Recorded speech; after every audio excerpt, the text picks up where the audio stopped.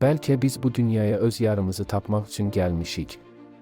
Amma heyvanlar da bir-birini tapır. Bəlkə dadlı yemək və həyatın dadını çıxarmaq üçün. Amma heyvanlar da yeməyi sevir və sevincin dadını bilir. Bəlkə sevmək və ailəni qorumaq üçün. Amma bax, heyvanların da hissləri, sevgisi və qayğısı var. Bəlkə gözəl və rahat ev qurmaq üçün.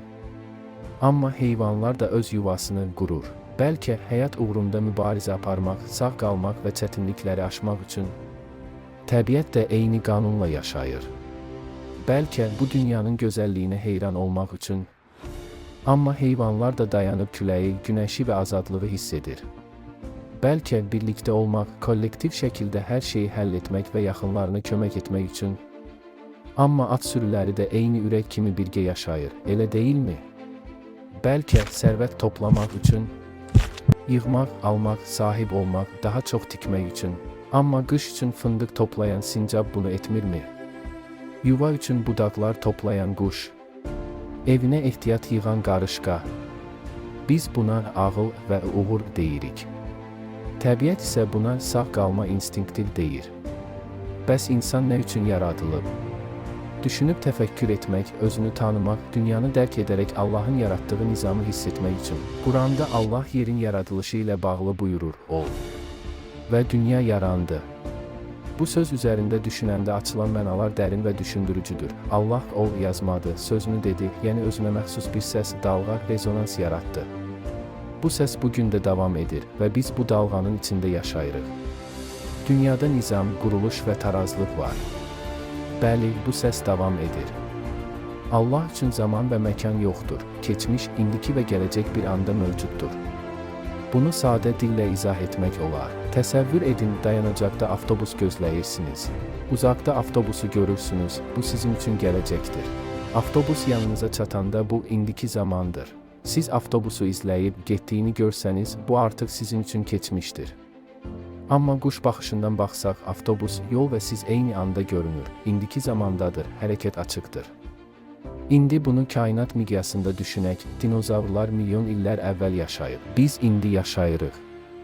Bəs necə olur ki, zaman eyni anda davam edir? Alimlər hesablayıblar ki, dinozavrları görmək üçün yerdən təxminən 66-230 milyon işıq ili uzaqlaşmaq lazımdır. Biz indi gördüyümüz günəş işığını əslində 8 dəqiqə əvvəlki halı ilə görürük. O işıq 8 dəqiqə yol gəlir ki, bizə çatsın, yəni biz əslində keçmişi görürük. Eləcə də dinozavrların dövründə yerdən yayılan işıq indi uzaq ulduzlara çatır. Zaman və məkan bizim üçün var, amma Allah üçün nə zaman var, nə də məkan, o, hər anın və hər yerin fövqündədir. Yəni səma cisimlərinin hər biri uzaqlıq və keçmiş hadisələrə uyğun olaraq hazırda şahidlik edir. Sanki bir hard disk, yaddaş qurğusu kimi öz mövcudluğunu saxlayır. Ət-Təkvir surəsi 15-16 ayələr, and olsun ulduzlara, axıb gedən və sonra gizlənənlərə. O günlərdə bir fikir qarşıma çıxdı. Biri lağla yazmışdı, Allah uşağın yaranmasına ol dedi. Dərhal oldu mu yoxsa prenatal dövr keçərək 9 ay ərzində uşaq yarandı? Bu suala cavabı evdə mikrodalğalı sobanın qarşısında da tapa bilərsən. Mikrodalğalı soba 2,45 Hz tezlikli elektromaqnit dalğaları yayır. Fərqli mayələrin qaynama vaxtları su, 2-3 dəqiqə duzlu su, 3-4 dəqiqə süd, 1,5, 3 dəqiqə yağ, 4-5 dəqiqə spirt, 1,5 dəqiqə. Dalğa eynidir, lakin hər maye fərqli qəbul edir.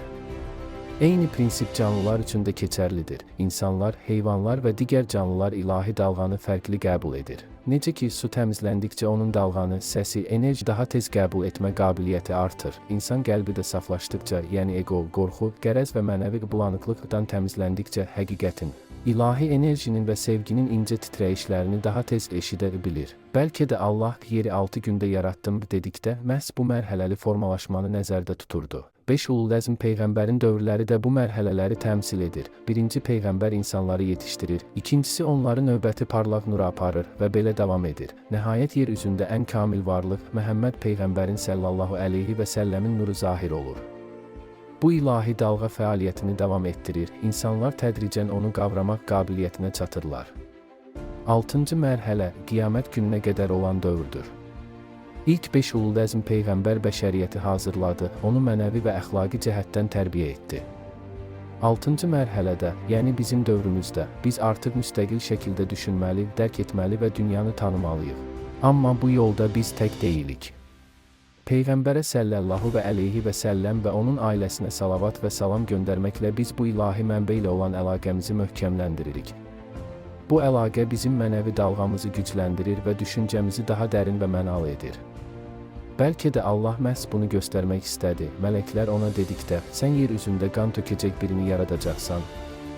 Allah göstərdi ki, insan kamilliyə çatacaq və onun vasitəsilə ilahi nizam və kainatın harmoniyası təzahür edəcək.